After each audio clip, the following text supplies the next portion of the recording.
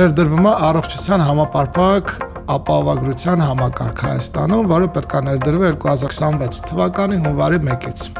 Ինչա դա իրանից ներկայացնում։ Ամենահետաքրքիրը այն մարդիկ, ովքեր պետք է իրանց գրպանից վճարեն այդ ապահովագրության համապարփակ ապահովագրությունից օգտվելու համար։ Դրանք Հայաստանի Հանրապետության քաղաքացի ռեզիդենտներն են, ովքեր ունեն 200,000 դրամ եւ ավել գրանցված աշխատավարձ։ Այդ մոտավորապես որ պատկերացնես 147,000 դրամ բանկային հաշվին ստացողներն են ու դրանից բարձրները։ Աշխատավարձից գործատում պահմանելու ու վճարելու պետբյուջեն։ Ուրեմն 200,000 դրամ ավել աշխատավարձ ստացողները Հայաստանում 284,000 հոգի են։ Հիմա նախարարությունը հաշվարկ արել, որ 1 հոգու հաշվով տարեկան այդ ապահովագրական համապարփակ փաթեթը արժենում է 129,600 դրամ։ Դա բաժանում ենք ամիսների, գալիս է 10,800 դրամ ամեն ամիս, պետք է աշխատողները իրանց աշխատավարձից վճարեն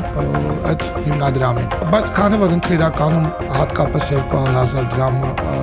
գրանցված աշխատավարձ ունեցողը, որ 147,000 դրամ է ստանում, 10,800 դրամը էական գումար է, որոշակի սենց քեշբեքերի համակարգ է նախատեսվել։